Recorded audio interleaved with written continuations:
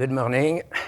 I would like to thank John and Francisco for designing this workshop with me, and to all of you for attending.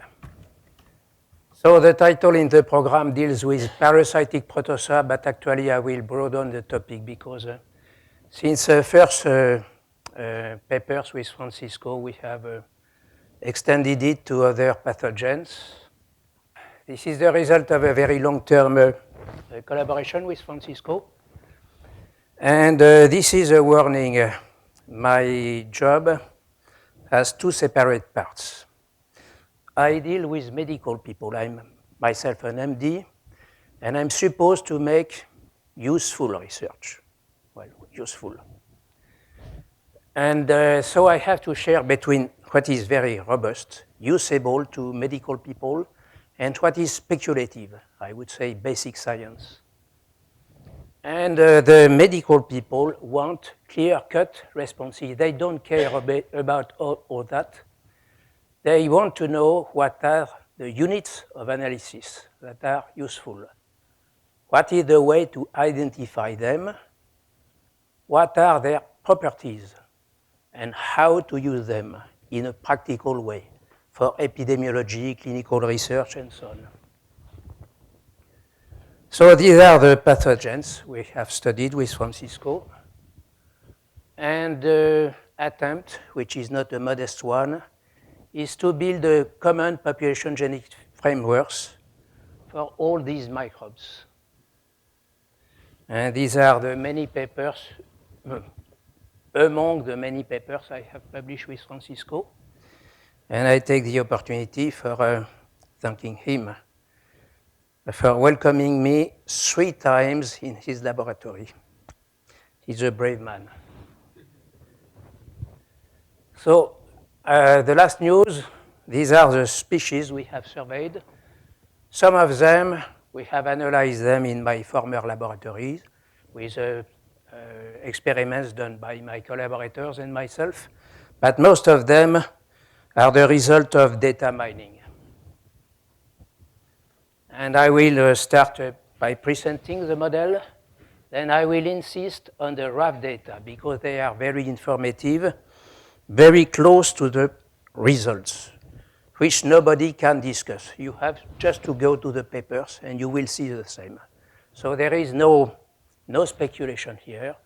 Then some interesting but speculative things, and then the outcome for applied research. So we were able to see by surveying many papers, more than 400, that this field of research is messy. And this is the result of a strong compartmentalization of this field of research. Every specialist is stuck to his bug, or her bug. And it could be a micro compartmentalization. For example, specialists of African and American trypanosomes communicate very little. And we come to a population genetics of American trypanosomes and another population genetics of African trypanosomes. That is to say, for very comparable data, they develop different conclusions. This field of research is full of very vague assertions. This is very clonal. No, this is very sexual. A little bit of sexuality, a little bit of recombination, much genetic exchange, and so on. So this is not informative at all. And this is this, actually. If you say that President Hollande is short, it says nothing. If you say that he is shorter than Obama, this is an information. Okay? He is, for sure. So this is the definition we propose. PCE, predominant clonal evolution, amounts to strongly restrained recombination. This doesn't deal with any cytological mating system. It is only a definition based on population structure. And it includes mitotic clonality, self-fertilization, strong homogamy, what specialists of fungi call unisec, and this is the work by John Davies, pathogenesis, gynogenesis, hybridogenesis. This definition is widely accepted, but not by all. Some of them prefer to distinguish pure clonality from selfing and so on. And many of them, many researchers don't understand it. You could say differently, PCE is all the means taken by the microbes to restrain recombination because it has a strong evolutionary interest for them. So this concept doesn't consider precise R on M rates and so on. It focuses on the overall population structure of the organisms, kind of bird's eye view of the species in the long run for the full species and on its wide total geographical range. This is a strong misunderstanding with many colleagues. The PCE concept doesn't mean that there is no recombination. It means that recombination is restricted. And it leads to 3 linked manifestations. Sorry, I won't be rude anymore. Strong linkage disequilibrium and propagation of stable multilocus genotypes over space and time, and an outcome that is not obvious, that is not intuitive, this widespread genetic clustering, which we have called near cladding. I will come to it later. In microbes, there is always some recombination going on. So the cladisticians don't like to apply a strict cladistic approach to the microbes. Actually, they say we are not allowed to. So to evidence these near clades, we recommend a flexible approach of phylogenetic analysis based on the congruence principle, which states that when you add more and more relevant data, the phylogenetic signal grows. The phylogenetic signal becomes stronger. For example, if you use multilocus enzyme electrophoresis, if you use only 2 loci, you could see some discrepancy between the 2 loci when you build phylogenies. But if you add more and more loci, the phylogeny becomes stronger and stronger. This is the application of the congruence principle, and this is the main criterion we propose to identify PCE. Here it is the border of the concept. So some important features of it. The specialists of Neisseria say that linkage disequilibrium and propagation of clonal genotypes are due mainly to natural selection. That is to say, most possible genotypes are eliminated every generation by a very strong purging selection, and it remains only widespread clones. So our proposal is that it isn't true. The PCE is due to inbuilt properties of the organisms. And important consequence of PCE is that restrained recombination permits to escape the recombinational load. That is to say, to keep the fit multilocus genotypes. On the other hand, a little bit of sexuality makes it possible to totally escape the Muller's ratchet. As said Shurko, a little bit of recombination, sorry for the typo, amounts to almost all the benefits of recombination. Then, in spite of occasional recombination, predominant clonal evolution leads to the progressive isolation of the near clades and divergence of their genetic and phenotypic characters. Importantly, different parts of the genome, core versus dispensable, could undergo very different evolutionary fates. For example, Staphylococcus is very clonal when the core genome is considered, but the dispensable genome recombines much more. So this has to be considered. And if you want to build a reliable clonal phylogeny, what we call a clonal skeleton, it is better to base your analysis on neutral genes from core nuclear genomes. Well, John has spoken about this incredible terminology mess. These are the many terms we have found for what is probably the same thing. Okay, this is quite picturesque. The best ones are the bacteriologists and the parasitologists. Okay, sometimes you have different terms in the same paper. So good luck. And we propose that all these guys are the same thing, that is to say the near clades. Clades that are somewhat obscured by occasional recombination. Somewhat obscured, but not so much, because with adequate tools, there is no water here. Have some water, sir? Thank you so much.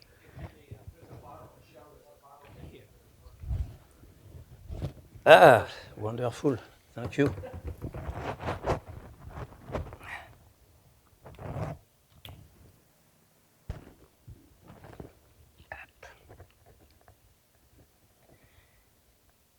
I was saying with adequate tools, you see the near clades very clearly. And the important property is that they are very stable in space and time.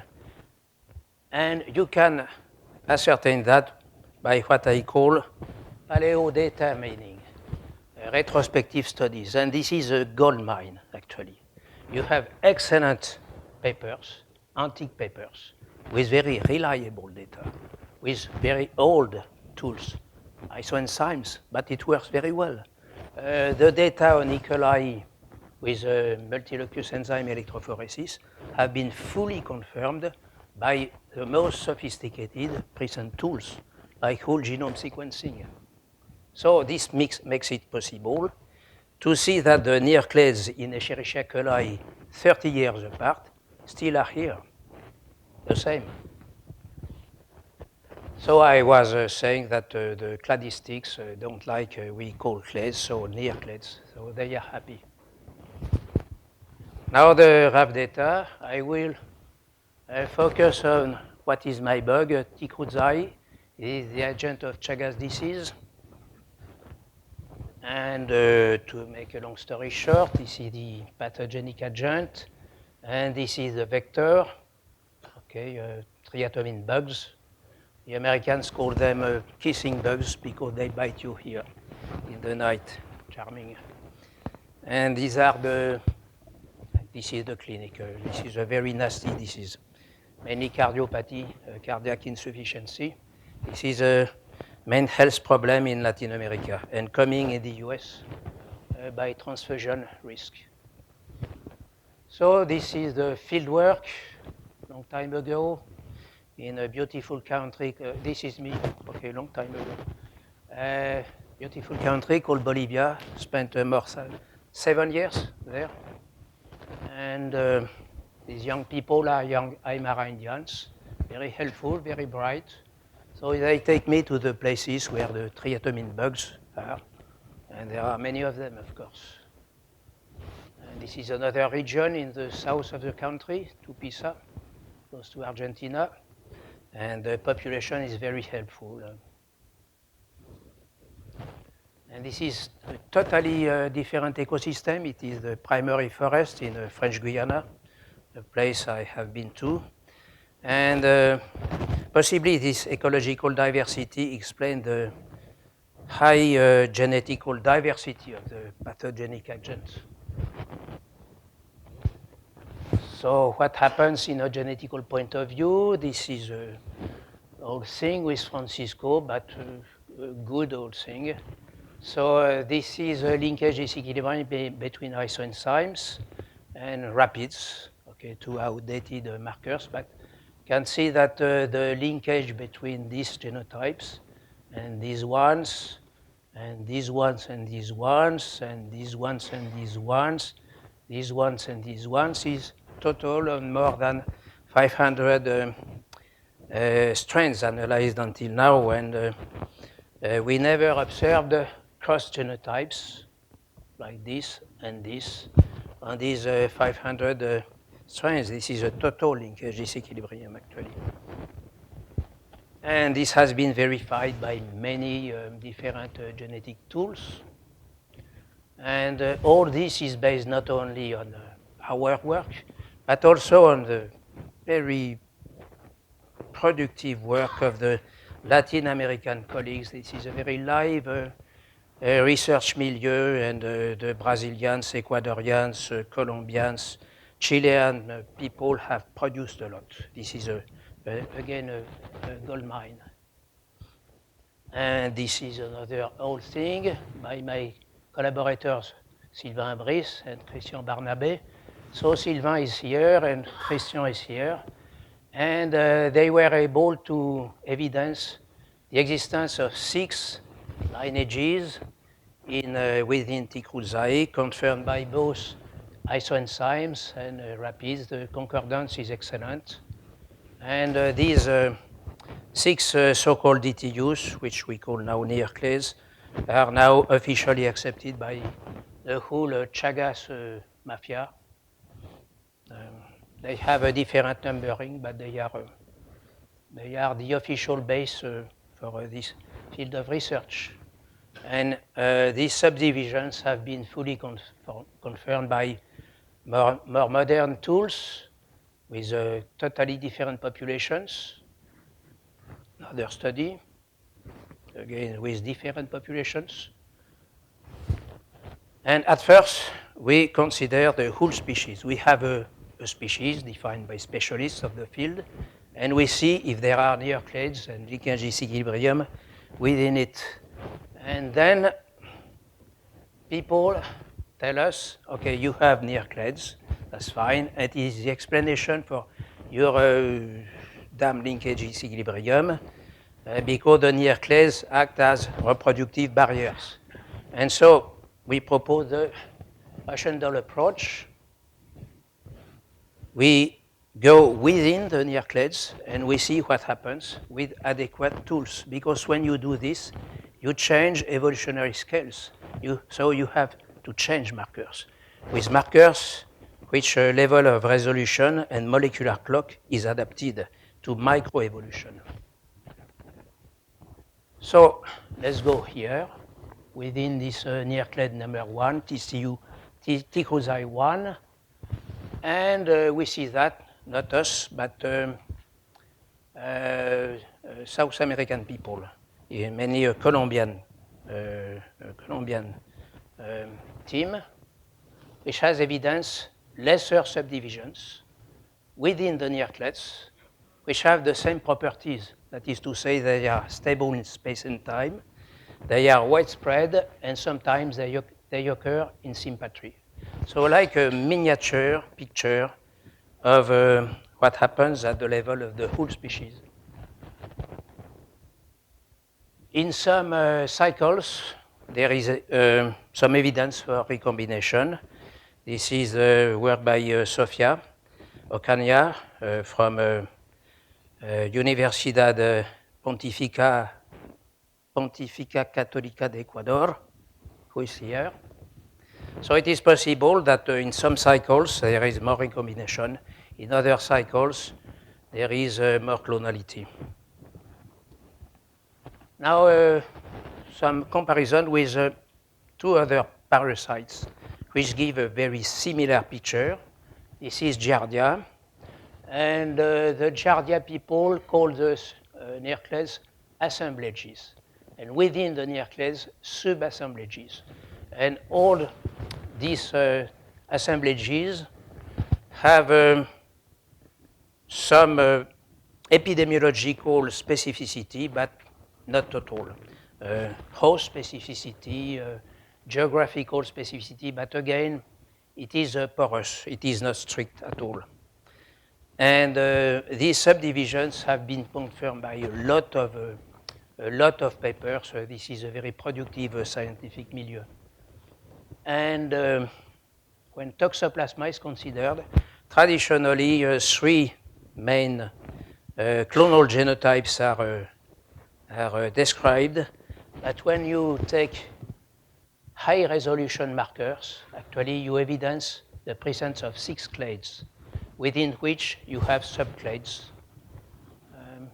So again, a very strongly structured parasite with obvious near clades. Now a very short comparison with Cryptococcus, but I will very short because John already did the job. So this is a very similar pattern to the point that if you take data from T. cruzi, from Toxoplasma, from Giardia, and you are not informed about the name of the parasite, you would be possibly unable to see if it is Toxoplasma of T. cruzi. Extremely similar, siblings.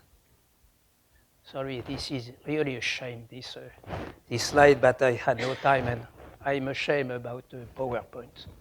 So, Gattier neoformans were called species. Yeah. This is the task of the specialist to say if it is a species or not, but evolutionary speaking, they are near clades, because the genetic isolation between them is not total at all. You have hybrids between Gattier and neoformans. John, you stop me if I'm taking nonsense. And within each of these sibling species, you have near clades, and within VG2, you have Russian dolls. Okay, one of it is responsible for the very nasty Vancouver outbreak. And now a sibling in bacteria, E. coli with paleodata mining. This is the Ecor collection, which has been designed in the 80s. And near clades within it are confirmed by present studies with much more sophisticated tools. That is to say, the near clades within Escherichia coli are extremely stable. So despite the fact that recombination goes on within this species. Okay, so in all these microbes, you have the same pattern, very comparable, and we consider them as a very typical example of PCE. Excuse me.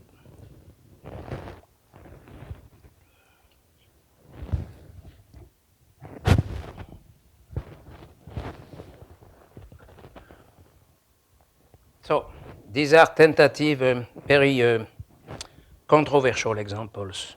The Neisseria people, who are very fine people, very bright people, Brian Smith and Martin Maiden and so on, and John Maynard Smith, not the least, consider that Neisseria meningitidis responds to the so-called epidemic models. That is to say, it's a highly recombinant species within which you have like clonal rockets sometimes. And you isolate a clonal rocket, a multilocus genotype that is highly repeated. Of course, it biases a lot your linkage disequilibrium approach. But when you analyze in depth the data on Neisseria meningitidis, you can see clearly that, this is our opinion, you have stable near clades that as old than the 80s, that are still here, that are widespread over continents. And even in Plasmodium falciparum, that has been supposed panmictic, you have clear signs of stratification of characters. Now, it is not the same than T. cruzi and so on. The near clades in P. falciparum are ephemeral. From 1 year to another one, they change. This is the consequence of a higher rate of recombination in Plasmodium. Still, the fact remains that it would be quite misleading to consider Plasmodium as a panmictic unit. The stratification of the genetic characters have to be taken into account when you study drug resistance and so on. Now the viruses, it is rather tentative, but this is for sure that you have a structuring and kind of near-clades in these species. And within the near-clades, you have, again, structuration and Russian dolls. But to develop more this part of our work, we will establish collaborations with competent people. Now, more speculative. The relationships between near-clades and the species concept. Species concept in microbes is a touchy field. People say your near-clades are species. It is not informative because species in microbes have no precise definition. More exactly, they have dozens of definitions. While the near-clade has a very precise evolutionary meaning. Some near-clades have been already described as species. This is the case for the new Plasmodium species, which personally I consider extremely tentative, sometimes based on phylogenies of unique genes, and Giardia, which is much stronger. And Giardia, people are still discussing if the assemblages should be described as new species. And at least when you describe near-clades, it gives you the minimum to describe new species. You have kind of phylogenetic subdivisions, and this should be the basis for describing new species. And this is the definition of a species which I love more. Okay, this is the best one by far. So if the Giardia people want to describe species with their assemblages, near-clades, it is up to them if they consider it informative and helpful.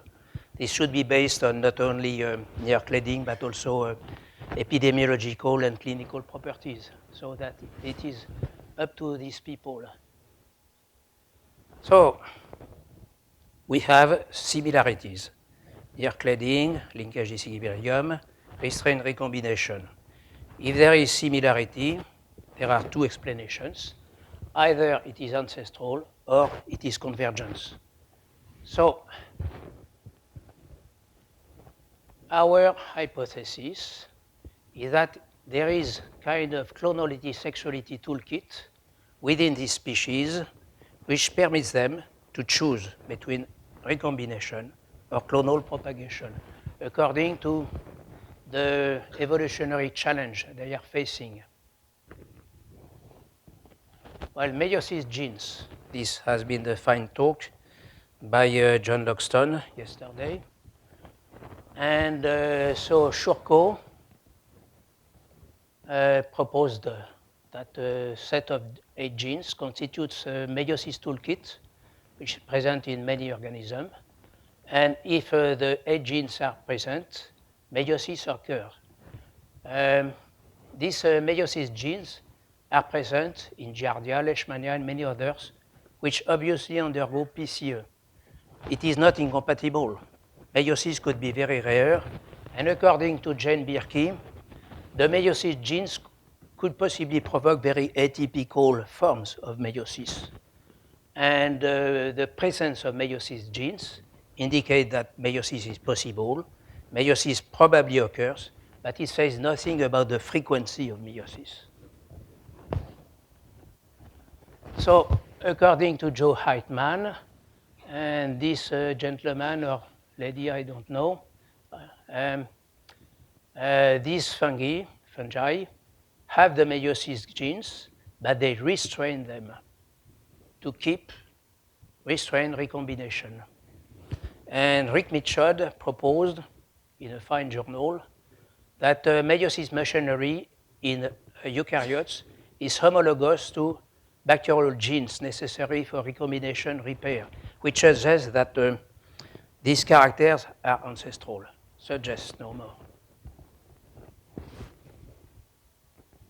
What is the good of recombination? This is a never-ending story, very interesting field, but no clear response. So the most classical one is that recombination is adaptative by generating new variants that are able to face new evolutionary challenges. But Charles Worth proposed it was too easy a proposal.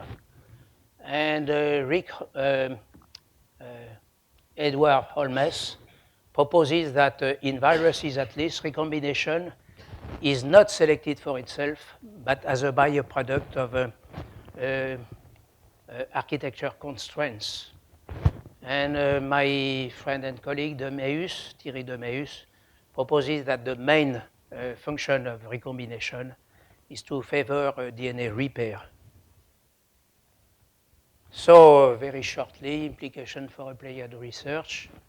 The clonal evolution model makes it possible to design reliable phylogenies that should be used to make phylogenetic character mapping. That's to say, you build a phylogeny, and then in a second time, you locate the phenotypes on this phylogeny. And the PCR approach makes it possible to describe stable units of analysis, near clades and clonal genotypes. And this is the basis for applied research, clinical research. For example, to see where the different near clades of T-Cruzi provoke different clinical forms of the disease, or if they undergo different patterns of drug resistance and so on. And thank you for your attention.